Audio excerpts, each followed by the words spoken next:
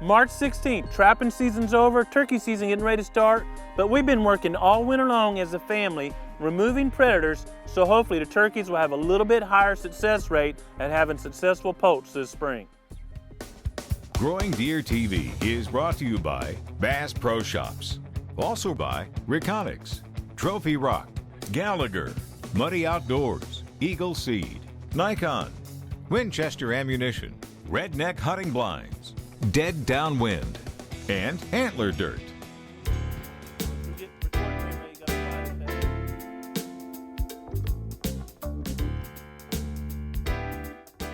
There's a good bit of conflict right now among wildlife professionals whether removing predators has any benefit to game species or not.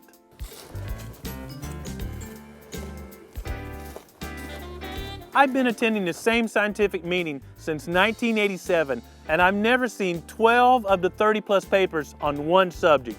Unequivocally, coyotes predating on deer is a hot topic among research biologists throughout much of the whitetails range. Some of the studies with really sound scientific design reported 60+% of all fawns being killed by coyotes within a few months of their birth. Unequivocally, coyotes are impacting deer and other game species throughout much of the whitetails range.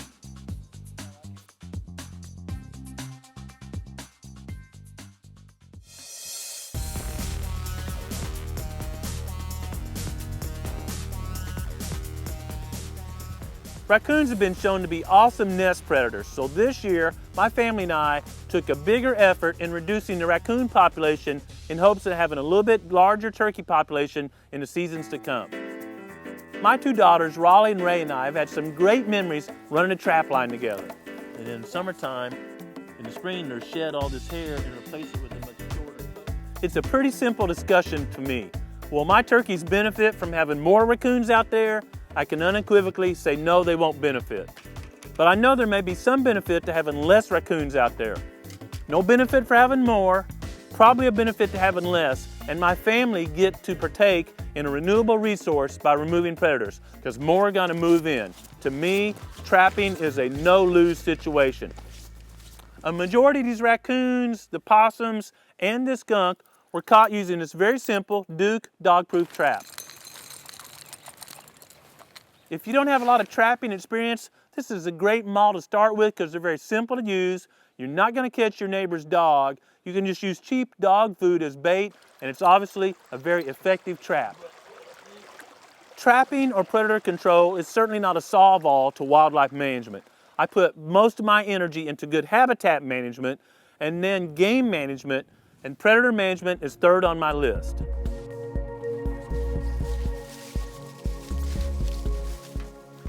To have an effective predator removal program, you need to trap year after year.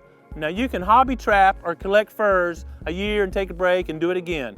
But if you really want to do predator management, it's a year-to-year process because young of the year are going to disperse into that void where there's fewer predators.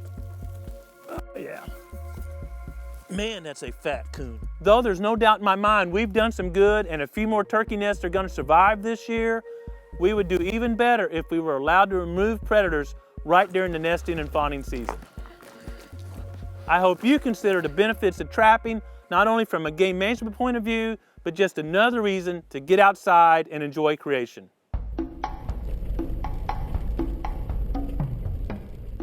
This weekend, Tracy and Crystal found a skeleton of a buck and just told me where it was, but said it had already shed, so I was waiting for Monday morning to go see what they had found. I think it's right across the creek, right over there, if I'm understanding them right.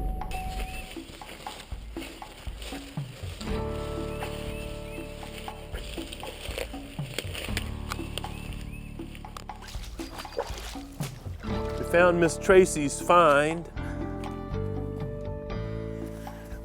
Clearly died after it shed, but bucks shed early this year.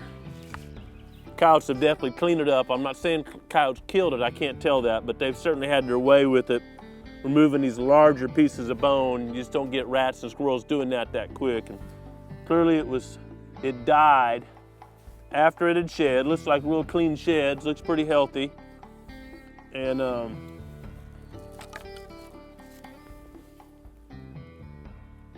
clean 2.5-year-old.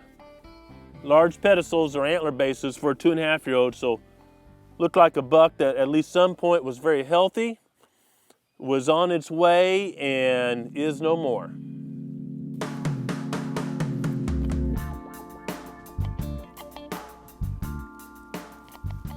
One thing I always want to look at when I come on a buck skeleton, especially a head, is for weakness of the bones in the skull, or places that look like maybe I poured acid on there and it eaten away. That would be an indicator of a brain abscess.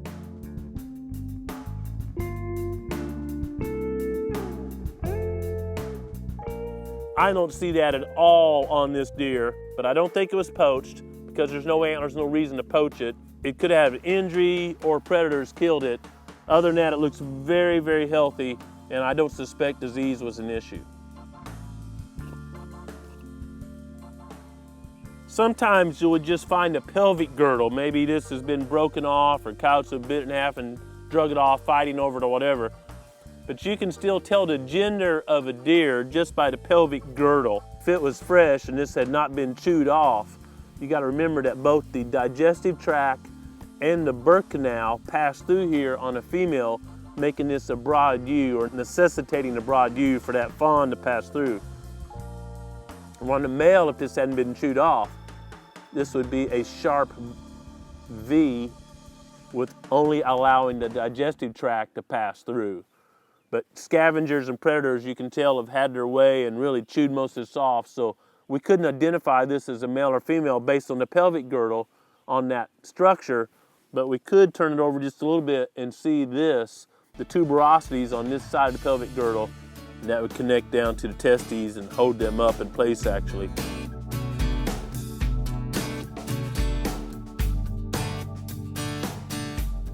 You know, on any given whitetail population, free-ranging wild population, you can kind of expect 10% plus or minus of each age class is going to die from non-hunter causes each year. Your hunting mortality would be added on top of that. But we know without a shadow of a doubt, because we're harvesting more record book bucks now than we ever have since we've started keeping records, that passing up bucks and letting them grow, yes, you're going to lose a few along the way, but you're ending up with more mature whitetails out there to interact with, see scrapes and rubs, and come into grunt calls and rattling. No doubt about it, letting them go will let way more grow.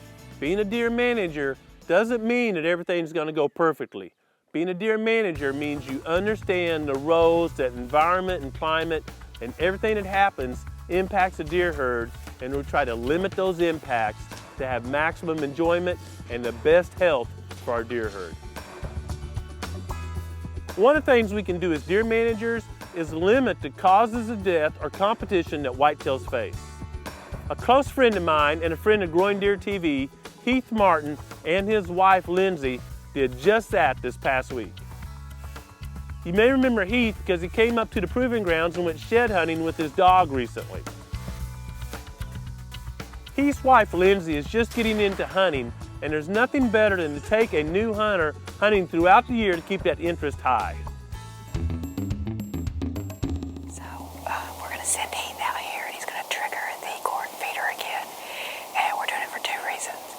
One, we're hoping to entice some hogs in once they hear that corn feeder go off, and two, it's just really funny to watch Heath run when the corn starts spraying out, so stay tuned for that.